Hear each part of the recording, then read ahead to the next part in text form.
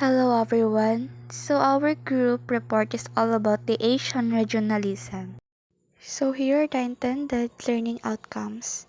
At the end of this section, you are expected to differentiate between regionalization and globalization. Number 2, identify the factors that lead to a greater integration of Asian regions and analyze how different Asian states confront the challenges of globalization and regionalization through regionalism. So this is the map of Asia.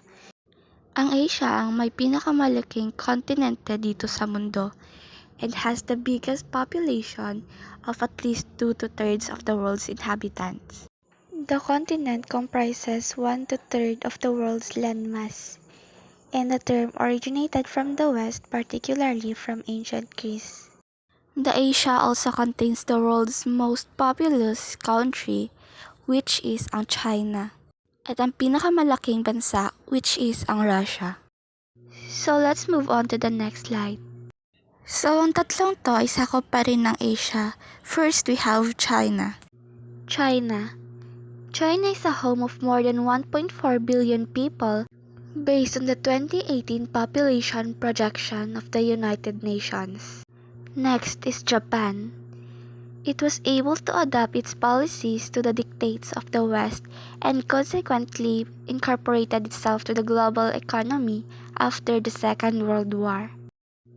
And Singapore, one of the emerging centers of the different cultures and has turned itself into a great cosmopolitan city-state.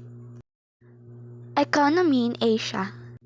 Emerging and developing Asian countries and the Association of Southeast Asian Nations 5 or the ASEAN 5. The Indonesia, Malaysia, Philippines, Vietnam, and the Thailand had an average of 6.3% and 5.10 GDP growth respectively compared to the world average growth of 3.5% as of 2016, OPIOL's 2017.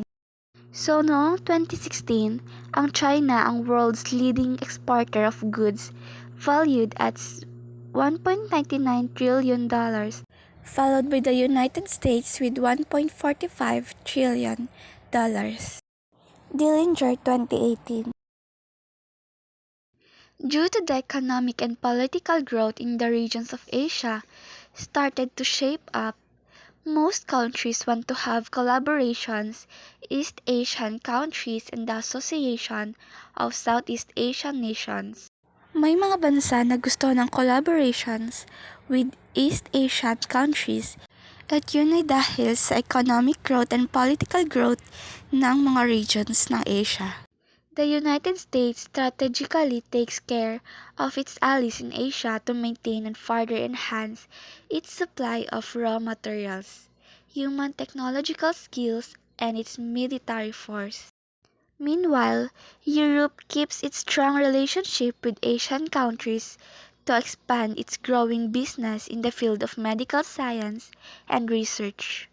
So now let's move on to the next reporter.